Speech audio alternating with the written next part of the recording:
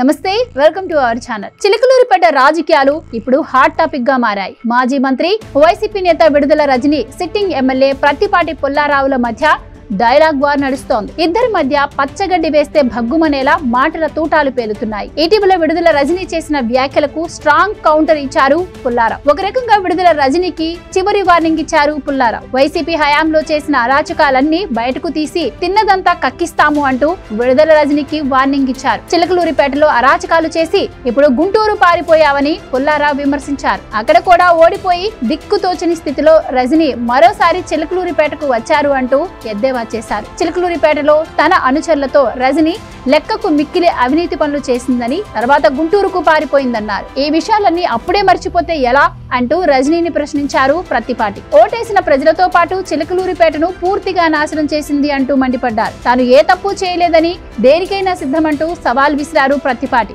7 నెలలు ఎక్కడ దాక్కున్నావు అంటూ రజనీని నిలదీశారు. త్వరలోనే తిన్నదంతా కక్కిస్తానంటూ ప్రత్తిపాటి వార్నింగ్ ఇచ్చారు. దమ్ముంటే ఈ 5 ఏళ్లు పురుషోత్తంపట్నంలోనే ఉండాలి అంటూ రజనీకి ఛాలెంజ్ చేశారు. వైసీపీ హయాంలో జగన్ సజ్జల అండ చూసుకొని రజని విపరీతమైన అరాచకాలు చేసిందన్నారు ప్రత్తిపాటి. రాబోయే రోజుల్లో ఎట్టి పరిస్థితుల్లోనూ రజనీని విడిచిపెట్టే అవకాశమే లేదన్నారు ఆయన. నిజానికి విడుదల రజనీని రాజకీయాల్లోకి తీసుకువచ్చింది పుల్లారావు. అంటే ఓ రకంగా ఆమెకు పుల్లారావు రాజకీయంగా గురువు. మహానాడు వేదికగా మాట్లాడే అవకాశం కూడా కల్పించారు. ఆ వేదిక మీద రజనీ తన వ్యాఖ్యలతో చప్పట్లు కొట్టించారు. జగన్ ను రాక్షసుడు అంటూ మండిపడ్డారు. ఆ స్పీడ్ తో రజనీకి ఫుల్ క్రేజ్ కూడా వచ్చింది. తర్వాత వైసీపీ నుంచి ఆఫర్ రావడంతో ఒక్కసారిగా జంప్ కొట్టి చిలకలూరిపేట నుంచి పోటీ చేశారు. తర్వాత గడిచిన 5 ఏళ్లు ఇష్టారాజ్యంగా దోచుకున్నారు. చివరకు చిలకలూరిపేటలో డిపాజిట్లు గల్లంతవుతాయని ముందే అర్థం కావడంతో గుంటూరుకు మకాం మార్చారు. కానీ అక్కడ సేమ్ సీన్ రిపీట్ అయింది. దీంతో మళ్ళీ చిలకలూరిపేటకే వచ్చి స్థిరపడ్డారు.